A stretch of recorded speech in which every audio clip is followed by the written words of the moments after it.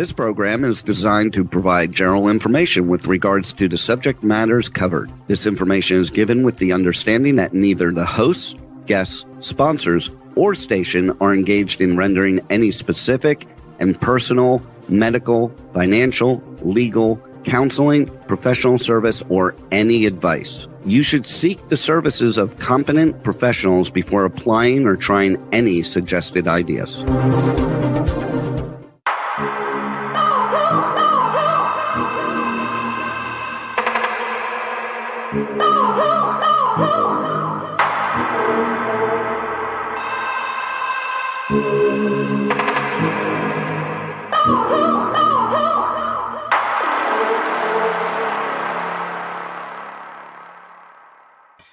Good morning, true seekers and true crime junkies. Welcome back to another episode of Hit the Road Jack, Finding the Zodiac.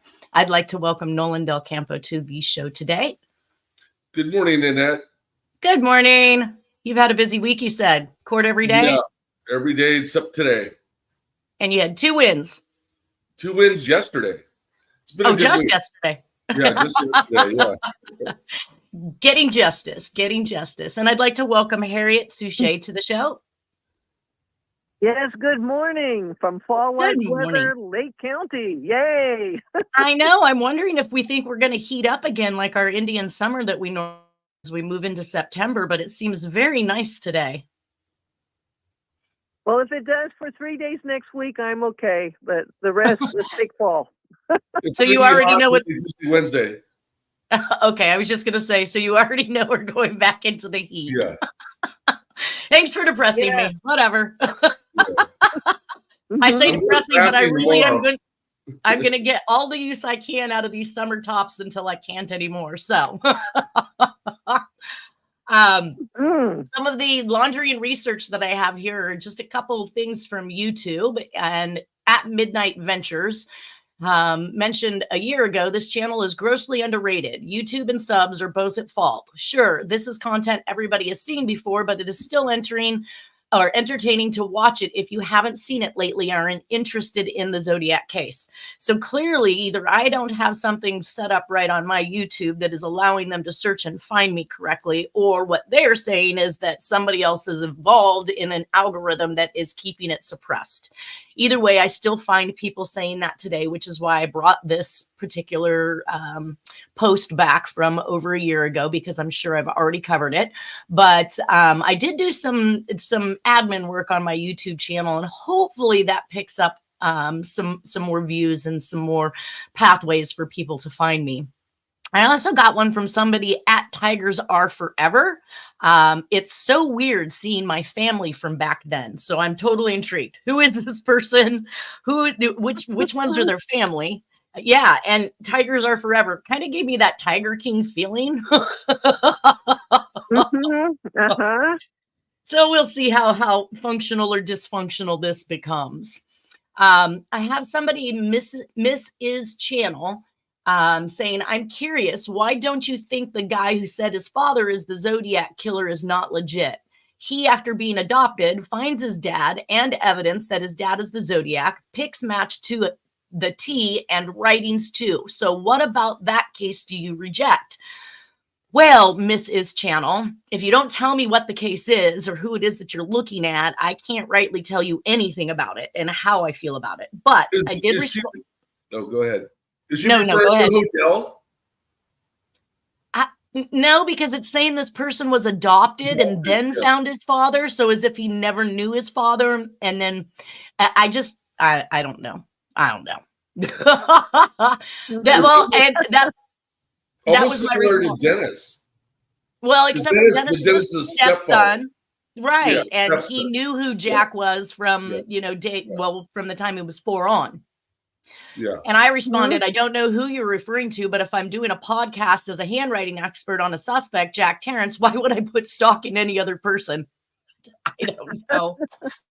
I've come writing exams on other suspects and none have fit the bill, no matter who claimed the suspect was legit. In fact, just recently on my Facebook channel that covers the Hit the Road Jack, I had an individual throw up some handwriting of what they say is somebody named Golden. Do you know who Golden is, Harriet? No, they just keep on coming up with crap. Anyways, go on. I know. Well, so anyways, they had San Fran written by Golden, and then above that, San Fran was purportedly written by Zodiac. And while neither of those handwritings hit home for me as far as a comparison were concerned, I noted that they were both on lined paper, and I laughed. I said, I don't recall Zodiac ever writing San Fran on lined paper. If he wrote San Fran, it was because it was on an envelope and there were no lines. So I'm not sure where this person got their evidence attempt. And then it was funny because I guess they didn't realize who they were talking to, because when I said, from an expert's point of view, I do not see the similarities. Please explain. She's like, well, are you an expert? Yeah, No. Stab it, communication in 60 years worth of a man's life. I'm not an expert though, so don't rely on me. Yeah, anyways. So we did start talking about some Finland murders, which I didn't realize at first, other than one of the YouTube commenters had indicated that this is something they thought was closely connected. I did find that connection, and what it was that made me actually look at those, which was that the SLA manuscript. So from the Symbionese Libertarian Army? Liberation Army. Liberation. Indian Liberation Army. You're going to have a whole bunch of angry libertarians. Aw, poop. The SLA manuscript was actually found in Helsinki. So this is why people have then turned around and attempted to put those murders that occurred in Helsinki together with the Zodiac. I am looking at, right? So I'll have to go back and find out when. I feel like it was long after the Zodiac that they actually found the manuscript. Meaning maybe in the 2000s, if my memory serves me correctly, but I'll have to go back and figure that out. Who wrote it? Sin-Q? I need to find it. That's what I'm saying. I need to research and find it and see if it's even in a written form. I have no idea. It was information that I read somewhere, and I'm thinking that it had to do with those Finland or the attacks overseas that we were talking about last week. I'm going to start actually doing my second fingerprint examination this week. I'm very excited about that. I'm really enjoying fingerprints. I really wish I could get my hands on some of the images of the Zodiac's fingerprints, because we do, once again, have the right thumbprint of Jack Terrence, and it has both deltas and it has his entire thumbprint, which is absolutely beautiful, and I think would go a long way to telling us whether or not he is consistent with the fingerprints that they have on file. Now, we know that the Zodiac claims to have covered his fingerprints with, with cement, airplane glue. Cement. Yeah, with a glue. And so I think that that's interesting to note that he did that, because when he sent in his 2002 and 2003 letters to Tom Voigt, when he sent in his fingerprints as proof, all he did was actually print from the first knuckle down to his palm. So we got these areas here, but we didn't get actual fingerprints, as if to say there were no actual fingertips involved, which would coincide with what the Zodiac said in his own letters, that he covered them with airplane cement. So we'll see. Either way, one day, hopefully I get that opportunity. A little bit more on research and news is that I actually got a full breakdown of the case from the 1996 murder conviction of my client, who is looking for a writ of habeas corpus as an actual innocent person. So I just started reading it. I did not have the time to go through the entire thing. But I'm seeing that he is putting forth a lot of evidence that there was exculpatory evidence that was withheld from the jury, including sperm found on the victim that was never tested and was never allowed to be mentioned in front of the jury that this sperm even existed, because they did not want the factor of her having been raped played into the case to convict him, and likely because that sperm would not have matched him. So that's how much I got out of it so far. I do plan on doing a segment on this once I get everything completely down. He not only sent me a brief synopsis, but he's sent me, it looks like almost an inch thick worth of pleadings and filings and evidence that he has, which is going to be extremely interesting to read, needless to say. I also plan on doing a segment coming up here soon because I recently talked to somebody who has the Veterans Administration on voice recording, falsifying documents or defrauding documents to deny benefits. And I think this goes back to like what Harriet has been solving with the Zodiac stuff, where he is not getting the treatment that he needs. And maybe because he's being denied. After the fact, they don't want to continue paying for things like this, unfortunately. Either way. Also, I have 4 episodes coming up on the news, you guys. I will let everybody know when they're going to air. I'm extremely excited about it. After the induction to Who's Who, I'm being asked to do some interviews. So this will be interesting. Hopefully, I'm going to do some on my career and then also do some on this Zodiac channel as well. Oh, come on. Way to go, girl. Congratulations. Oh, and here, I sent you this envelope, Harriet, so you know what it looks like in person, but we were all talking about the Washington 2-cent stamp that Harriet says the solves is what Jack is consistently looking for because it holds the remedy to the MK Ultra brainwashing or maybe the effects of the drugs used in that program. And this is the way that he's supposed to get his head straight. So I wanted everybody to see that. This was a 1915 letter that I examined, and to the best of my ability off of photos and high resolution scans, was able to literally authenticate the stamp, the time frame of the stamp, the postmark being that from New York of the time frame of 1915. We see that they're using a quill and ink nib type system because we watch the heaviness of the ink deplete as the author continues to write, and then when they have to dip and bring in more ink to continue writing, we see the thickness develop again. The colors were of the time frame. The writing is in a new Russian basically that occurred or took place and became established in 1918, but those that were actually lobbying for this new script they were using it previous to it actually being adopted. And this individual was evidently part of that communist movement, which I wasn't sure if communism wasn't just something they made up as a reason to hate people before they could. Yeah, before they could hate races, right? They needed something. So if you were a communist, we hated you, I guess, kind of thing. I don't know. But it turns out that this gentleman quickly about the stamp. You have the side view of that stamp. The one that Jack is looking for is full face, and it says 1732, 1799. But either way, I would not lick the face of that stamp because probably we don't know. Okay, don't do it.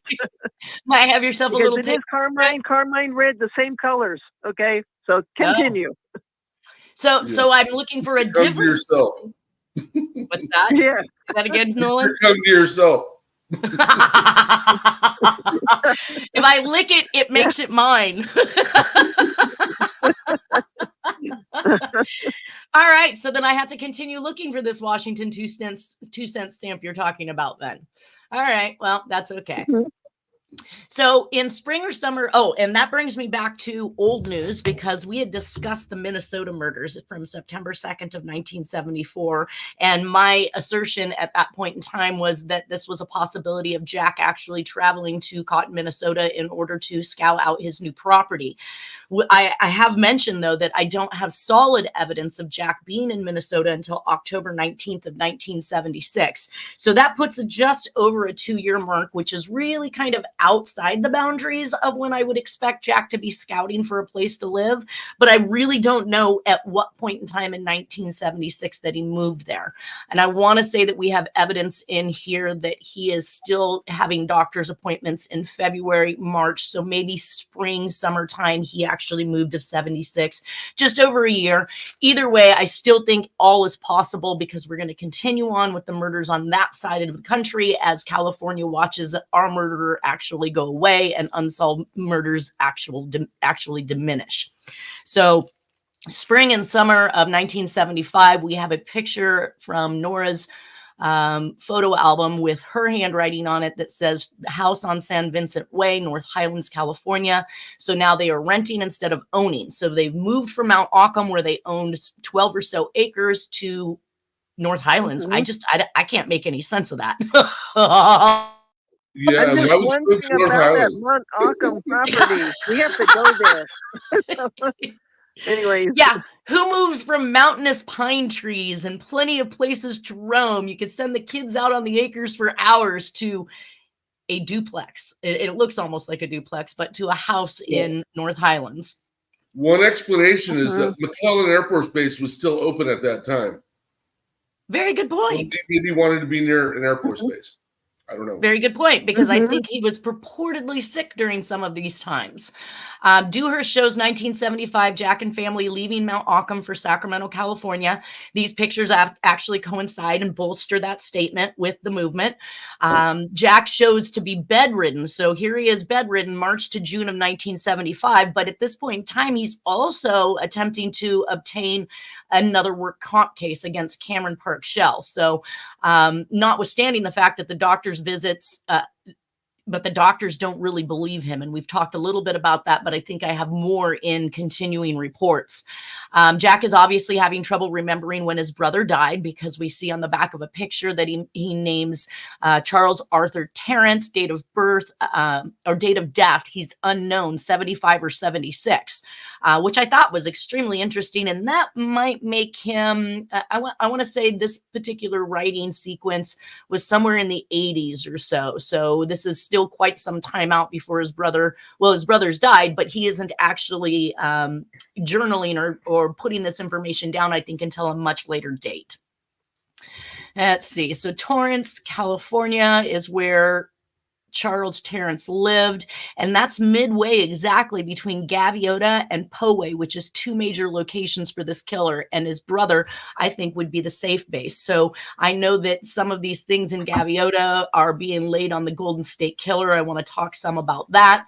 At the same time, Poway was also another place of unsolved murders. And if Charles Terrence had been living here that entire time in Torrance, California, it gives a home base for Jack. Charles Terrence and Torrance? What's that? Charles Terrence and Torrance? Yeah. That's a tongue twister. Somebody's bound to misspell that. On March 13th of 1975, Jack begins working for Cameron Park Shell. So we still have him, like I said, during the early springtime in the Sacramento, California area, despite claiming that he has been disabled and in bed from March to June 1975. The February 27, 76 report shows that he was supposedly bedridden, but I show that he started working for Cameron Park Shell at this time. So everybody pick which one he's lying about and go with it. Many of the jobs for these underground employees are meeting no one would miss them from, like a gas station, should they have to up and take off. So when I read the Dear Jane letters, it talks about some of the gas stations that were involved in positions for people like in the CIA or Secret Service or whatever their position is, that they're there manning until they need them to do something for them. And those gas stations were Standard Oil, Shell. So we have Cameron Park Shell as one of Jack's jobs, and Exxon as the attributors to this employee pool of hired killers. On April 23rd of 1975, the San Francisco Examiner runs the story that Sonoma County murders were all committed by one person and that they could be linked to the Zodiac. On May 21st, 1975, Jack begins seeing a chiropractor for his back injury, supposedly acquired at Cameron Park Shell. So he goes from working in March to being bedridden at some point in March to June, and in May, in the mid-May, he starts seeing a chiropractor for it. Between May and September of 1975, Jack supposedly seeing that chiropractor frequently for both upper and lower back pain. So that would put him, if he's visiting this chiropractor, in the California area through September of 1975. June of 1975, though, we see the print date of a picture. So Jack has visited Flova in Texas, and all I really have is the print date. So at some point before June of 1975, he did make a trip out of California to Texas. And per the 2/26/76 report that Jack is suffering from an industrial accident that occurred on June of 1975. This coincides with the picture of Flova in Texas printed June of 1975. But this means, like I said, he must have visited at some point previous, maybe even previous to the injury. I have no idea. He's making a claim for work. Can I say something real quick? Let me just finish this one line. Harriet, let me finish this one line. Making a claim to work comp for both now Cameron Park Shell and Lake Tahoe City Linen. So his attorney's going after both previous employers. Go ahead. Oh, I was just going to say that's perfect timing that he would be able to sneak out and on a trip and get up to do his execute order of Sam Giancana around, I think it's June 30th. Because he's in that area. He's definitely outside of California, but he's in that area then. And then, of course, he would have the timing to go down to Texas. So that's the perfect timing right there. Well, and I note that there's no murders during this time either.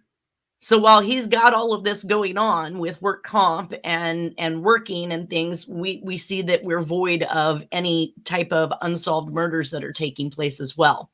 In fact, the next thing that we actually find is on March 11th of 1975. I am completely out of order with that. March, that should have gone in there. That should have gone just one step before. Last seen July 11th of 1974 was Deanna Hooper, and she is now being found on March 11th of 1975, and they have some photographs here and some information in regards to her death. I think, and she was the one that was partying in the area of Mare Island Shipyard, and this is why some people's theories is that the Zodiac must have been stationed at Mare Island. Yeah. That's a really weird picture. It makes her look like she has a really long neck. Yeah, they didn't quite get the shading correctly that would show you the differentiation between her shoulders. The one to the right looks a little bit better as far as that goes. Yeah. Size. Yeah. Anyways, this information comes from zodiacciphers.com. That brings us into what we do see as the first murder is July 24th, 1975. Barbara Colby in Venice, California, shot to death walking to her car with a friend who died after giving a description of the shooter. There was no attempt to rob them, but from what I can tell, and I think this was a Wikipedia search, Colby started her acting career in the theater following a performance in Six Characters in Search of an Author in 1964. She moved to Broadway with a debut in The Devils the following year. Throughout the rest of the decade, she appeared in such plays as Under Milkwood, Murder in the Cathedral, Dear Liar, and A Doll's House, and garnered fine reviews for her Portia in Julius Caesar.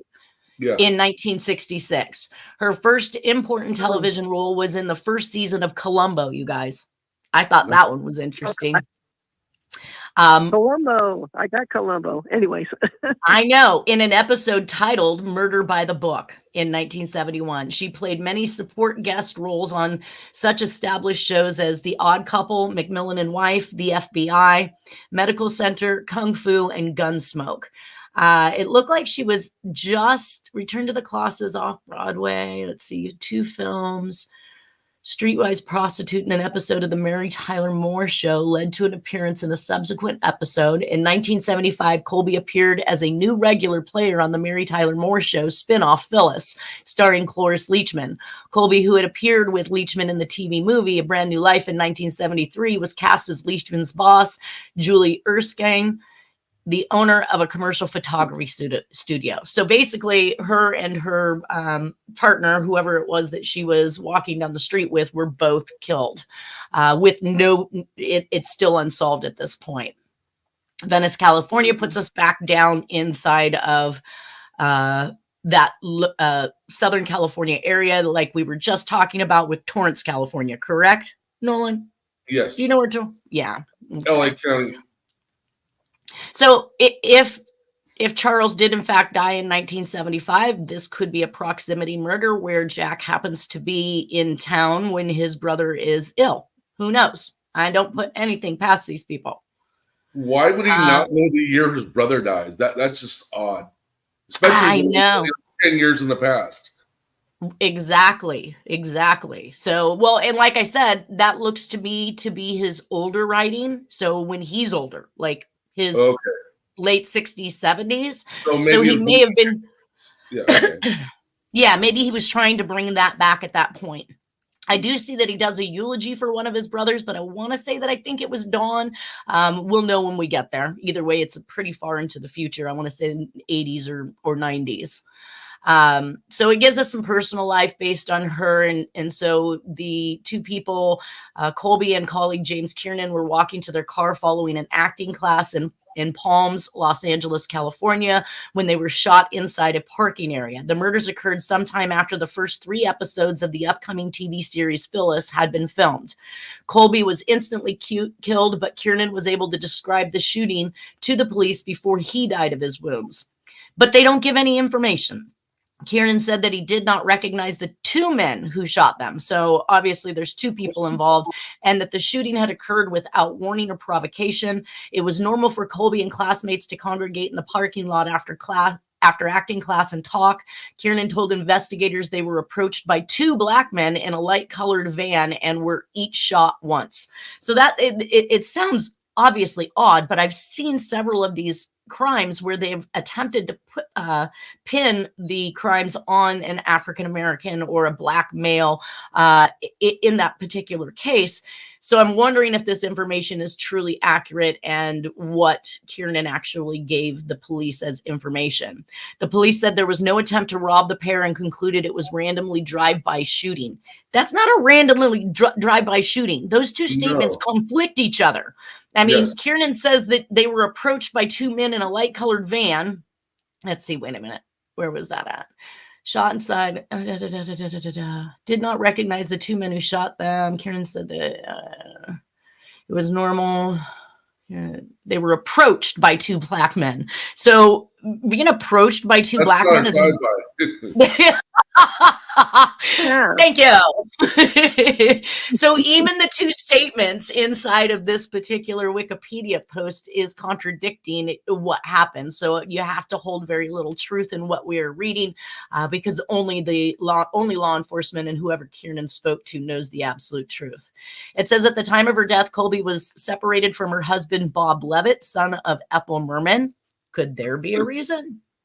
While the first 3 episodes of the first season of Phyllis were her final works, all released in September of 1975, her final appearance to be released was in the TV movie The Ashes of Mrs. Reasoner, aired in January 1976. Colby's immediate survivors include her mother and her half-sister. So that's what we had on her.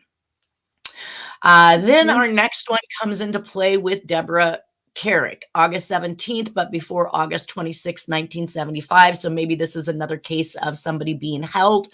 It says she was hitchhiking and riding the bus from Maryland to California, visiting national parks on the way. Maryland had been the latest strikes up to 1972-73 by the DC Freeway Phantom. She was last seen August 17th at the Flamingo Motel in Flagstaff, Arizona. We do coincidentally have Jack in Flagstaff, Arizona, but not until, is that 90 in the 90s, Harriet? I think it's 1993. Yeah, I want to say that that's about right. And she planned on going to the Grand Canyon the next day. We've seen pictures of Jack and Nora at the Grand Canyon. So these are obvious routes that Jack has traveled. August 26th, some of her belongings and ID was found near the intersection of Highway 101 and Mark West Springs Road near Santa Rosa, California. So I'm thinking that she was attributed to the Santa Rosa hitchhiker murders. Did you have any information on Deborah Carrick? No, but she's on Graysmith's list as a Zodiac victim, if I remember right. And it's very interesting, just offhand, you said August 26th. That's the date of Arthur Lee Allen's birthday. So I think there's a connection there, but I don't think Jack killed her, but she's connected somehow to the others that became victims. That's usually drugs, and people owed money, and they sold the kids, etc. So, but that's my basics on that. So, anything that's Robert Graysmith's list needs to be decoded. So, Well, then haven't done I it can yet. always send you this information. September 9th, body is found inside a canyon of the Little Colorado River off Highway 64, which is halfway between Cameron and Grand Canyon National Park, which did not make any sense to me because between Cameron and Grand Canyon National Park, I'm sorry, it says the body is found, but The body, the other information, though, says that her personal belongings near Santa Rosa, which is odd. Why would you take them all the way to Santa Rosa? Because if you were Jack traveling from one location to the next, let's say she was abducted at the Grand Canyon, well, her belongings were found. There's so much that I've seen where bodies were being, I've got them lately, bodies being transported or victims being transported across state lines all the way into California. So, that's the one I have to get to. And we've seen that with Sharp and Gall. They believed that they were actually abducted. Their apartment was in Albany, New York, but their dead bodies were found in Los Angeles, California. Either way, like Nolan had mentioned, we've got a body between Cameron and Grand National Park, and we've got belongings found on Highway 101 near Santa Rosa, California. And we know that ultimately her goal was California. So let me read a little bit about what they say. On August 18th, Deborah left her hotel with intention to visit the Grand Canyon. On the very same day, the murder of a young man took place nearby off of Highway 180 in Kendrick Park. The man was killed for his car, and the suspects were later apprehended and convicted. These same men would later to go on to claim they were also involved in the murder of Carrick, but then would soon recant these statements. I would find that interesting if they attempted to take credit for it, because how would they have then ended up in Santa Rosa and still have been caught for the murder of this man they stole the car from? It is unknown whether or not Deborah actually made it to the Grand Canyon, being able to check it off her list of national parks. She was not spotted again in Arizona or anywhere along her route home to California. On August 26th, a handful of her belongings, as well as her ID, would be discovered in Santa Rosa, California, at the intersection of Highway 101 and Mark West Springs Road, about 30 miles of her final destination of Sebastopol. This is the exact same location that the bodies of 4 other murdered women would be left around this time period. So we've got somebody dumping her belongings around 4 other murders that's involved with the Santa Rosa hitchhiker murders. This is... That's a big clue. That's what they are, clues. Yeah. Yes. It's just saying, hey, I might be the same person that killed these other people, basically. Right. And that's what we find with the League City Field of Deaths and the Tim Miller League City and I-45 killings, the Galveston killings, is that a consistent return to the same area where these bodies were. On September 2nd, 4 of Deborah's traveler's checks would be cashed at a bank. However, these checks were cashed by a mail and the signatures were forged. I wish I could get my hands on those. When investigators arranged these checks in numerical order, the checks were being cashed at banks heading from north to south from Colorado. The next day, on September 3rd, 3 more checks would be cashed at a bank in Albuquerque, New Mexico. We definitely have Jack traveling constantly through New Mexico. Lots of stories from Dennis and in Nora's diary that actually puts Jack traveling through those areas. On September 9th, Deborah's body would be discovered in a side canyon of the Little Colorado River on Highway 64. This area is about halfway from Cameron, Arizona, to the Grand Canyon. It appeared that Deborah had been dead for about 3 weeks, with the cause of death being from blunt force trauma to her head. The body was fully clothed, minus her shoes and socks that had lied nearby, and investigators were unable to tell if any sexual assault had taken place. Her body would be identified through dental records. So an apparent murder with no sexual assault involved. In September of 1970, what's that?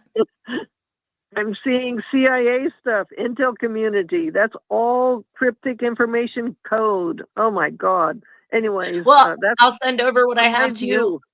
Yeah, I'll send over what I have to you, but it looks like the killer wanted to make sure, like you guys said, that there was some clues left behind, and the Zodiac has definitely stated he's left clues at the scenes of his crime. So we see that the ice blue Chevy Biscayne is being sold by Nora on September 3rd of 1975.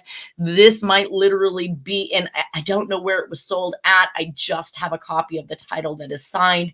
So whether or not this is them already over in Cotton, Minnesota, or they're selling it in order to facilitate that move. One of the two things are going on here, but we do now see that they're getting rid of assets, and they've already sold Mount Auckham and they moved into a place to rent. So maybe Jack had planned and scouted Minnesota much earlier than we anticipated based on his collective moves as they sell off all of their assets. September 11th of 1975, we have Claude Snelling in Visalia, California, discovered a masked intruder in his home trying to kidnap his daughter. Claude was shot and killed. He's a journalism professor at the College of the Sequoias. And of course, this is similar to some of the other home break-ins that we see in Degnan class, the John Benet Ramsey case, and others where they were stolen from their home or killed inside their home, which appeared that the suspect actually knew the layout of the home in order to be able to go directly into that room and obtain the victim he was looking for. This shows basically some ransacking that's going on, which really kind of steps foot into the East Area Rapist, the Golden State Killer, and the Visalia Ransacker, which has all been laid on D'Angelo. I thought it was interesting to note. So when people think that I might be a little crazy putting all of these different crimes together as one person, we can see how they have collectively placed many crimes on D'Angelo. We're coming up on him. Anyways, let me read a little bit about what they are saying. The Visalia Ransacker had been breaking into homes for over a year when he targeted the residence of Claude Snelling, a journalism professor at the College of the Sequoias, on the night of September 11th, 1975. It's not clear whether the killer knew Snelling, although the arrest warrant for D'Angelo offers a few tantalizing details. Well, we would like to see that, you guys. I really would. Yeah. By 1974, D'Angelo attended a police academy for 200 hours at the Kings County Public Safety Academy. I wish I knew how long that 200 hours last. I mean, literally, if we just even did math. What's that? I was going to say that could be a month or it could be a year. I mean, it's just hours. I know. And if you did let's say you did 8 hours a day, the calculations for that puts it at around about 15 days. That's not very long. So when they say 200 hours, this is what irritates me about the statistics in the news. When you say something like 200 hours, it makes it literally impossible for an individual to completely understand the breadth or the width of the time frame that he's spent there. When 200 hours, if he's doing 8 hours a day, is literally only 15 days. So how long are they really saying that it was there? Right? That's the, yeah. Show us the receipts. Show us the paperwork. Come on. Right. The Kings County Public Safety Academy, it notes, was held on campus of the College of Sequoias. The over 100 residential burglaries in Tulare County were clustered on either side of the College of the Sequoias. The warrant calls it the epicenter. Drainage ditches connected many of the neighborhoods, ideal for prowling and for getaways, another trademark of the Golden State Killer. I just find it hard to grasp. Now, don't get me wrong. We've seen plenty of established law enforcement officers become violent suspects, right? Like the history of, but usually you've already gotten into that, or you've been rejected from becoming a police officer. So you go on your little, I'm going to show them, I'm going to do a crime that I can get away with, right?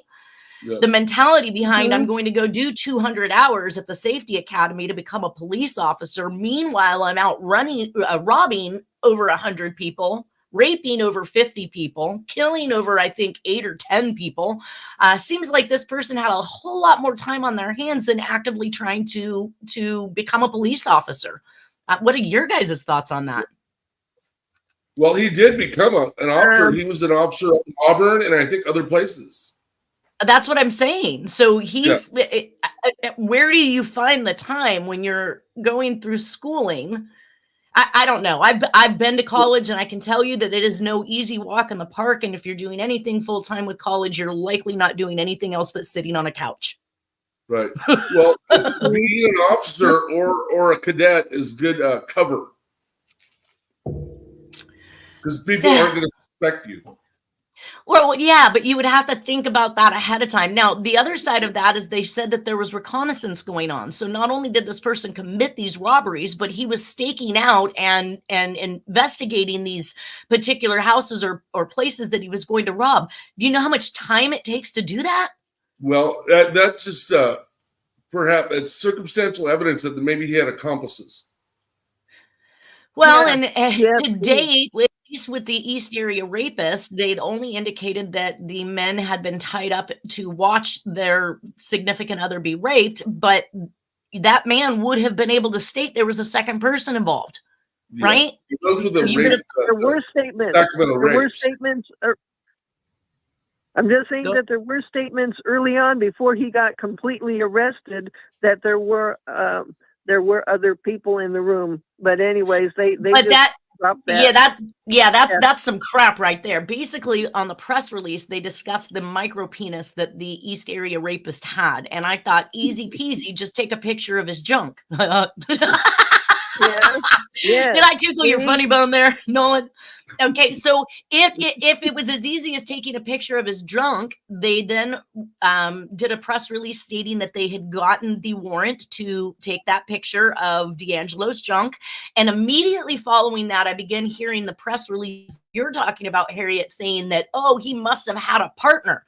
Why? Because he didn't have the micro penis that all of the 50-some rape victims declared that he had. And now you guys are looking for a completely different person to be involved so you can continue to hem him up. If he doesn't have that micro penis, then why is he the one listed for these particular killings? And like I said, of those 50-some rapes, not one person, even men who were tied up and made to watch, ever reported there was a second suspect involved.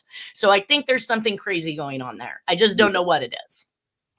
And not to mention, my point was that maybe he had like people doing recon, and then he would go in and do the act. He didn't do all that stuff by himself. I think that's the drawn out point. The whole thing here, though, is this micro penis. Even if he went in and did the act, if he went in and did the act, they reported a micro penis. Then where's our proof that that's exactly what D'Angelo had? I just think too much of the important evidence was withheld, and I'm gonna share some things with you that might even knock your socks off in regards to these cases.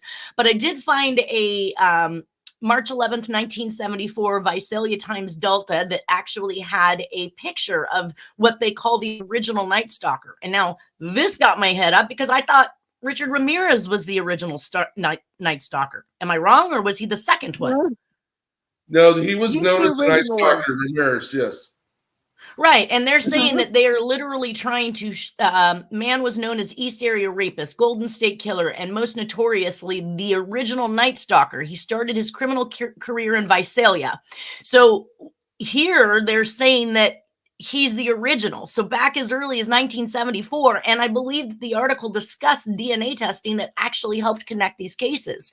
So how then where did Richard Ramirez operate out of? Was he LA area, I thought. Well, that's Visalia. That's what we're dealing with. And then he did do a brief stint up in the San Francisco, San Mateo area. I had to know because he was robbing people in our neighborhood, but that was brief. So who did? See, these are cases that I've definitely followed because Ramirez. I get even more confused. So here we have this composite, which is definitely kind of a likeness to Joseph D'Angelo. I knew I had that wrong. Joseph D'Angelo was an Exeter police officer in the 1970s. So he's already a police officer in the Exeter area, which means he had to do all the work to become that police officer. You don't go stalking all night long and have to show up and take tests and classes the next day. I just don't. Exeter's nearby Celia, and they're both near Porterville. It's the same region. Right. Well, it gets even more interesting when I started to look up what I had for information on the original Night Stalker versus what's actually being portrayed in Wikipedia today. So over here to the left, we see the different sketches of various suspects seen in the area of the East Area Rapists. That I found interesting.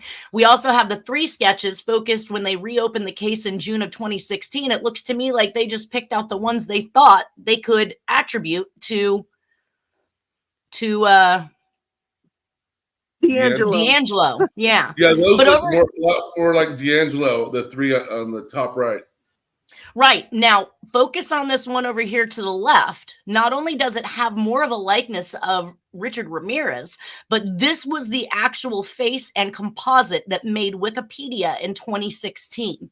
So I've kept all of my research from the years that I've been pulling this information, and this likeness and this composite to have made Wikipedia either means that we are being misinformed, or they really thought that the suspect, and to my knowledge, there was a police officer that actually chased the suspect in the Visalia ransacking cases out of one of the burglaries that he was committed, and he hopped on a bicycle and purportedly took the bicycle to whatever vehicle he had and got away. So you'd think that it would be a more reliable sketch from the police department, but this looks nothing like D'Angelo, you guys.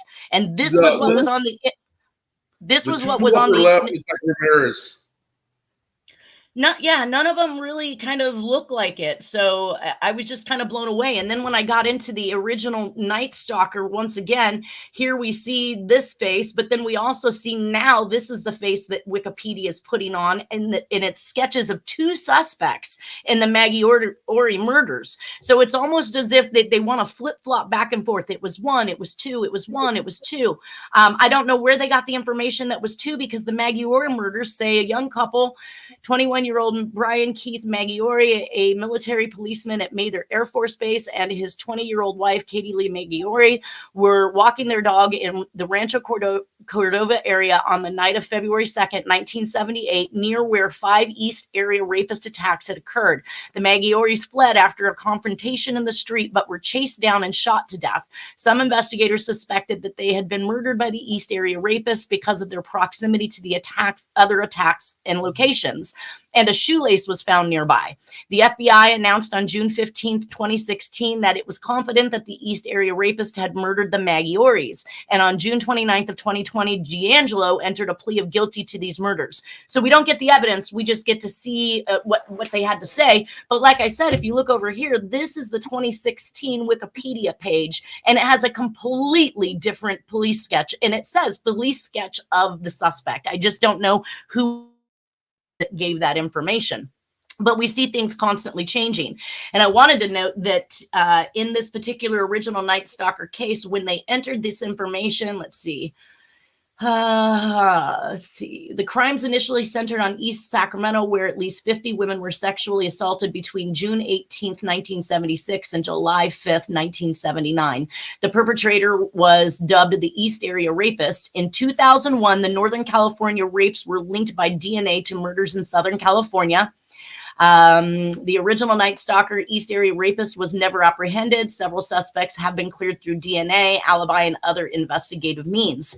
But in this article, they also stated that when they did these DNA tests, this is when they began to develop the DNA database that they actually used to hem up D'Angelo.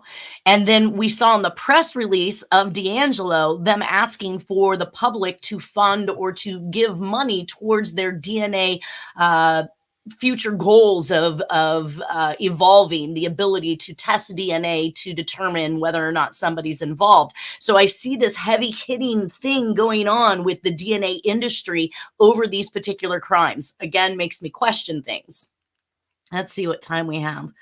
We're at 10:48. So before I continue to go on with any of that, I just thought that was some very interesting information. And now we can see how the internet is actually evolving to remove information, replace information, and insert what they want people to believe and perceive today. Is there anything you guys would like to add? Nope. I just find this, for me, I find this very interesting, as I followed the East Area Rapist cases, all those cases for years, because anything that people thought was linked to the Zodiac, that was also one of them. So I just wanted to say something really quick. For about 15 years, people were talking about a guy with a bull tattoo on their arm, and as East Area rapist suspect. And then all of a sudden, D'Angelo didn't have it. That all went off the internet. So I just want to bring that up. Okay. This is what I'm saying, you guys, and we're going to heavily get into their desire to convict and close cases on people and their ability to get people to accept a plea deal to crimes they did not commit. And this is falsifying documents. We're going to talk about the 1996 murder case and all the things that the DA did to secure this conviction against this guy, all of the perjury that was committed, the evidence that was withheld. So again, we're just back at this point is, do we really have the right guy? And I only say this because, like I said, one of my really good girlfriends has been friends with D'Angelo for more than 12 years, working with him at Save Mart, and did not ever suspect that he had this type of mentality inside of him. Well, that's it, you guys. That's it. That's all we got today. I thank everybody for being here. Have a wonderful week, and we will see you next Friday. Bye.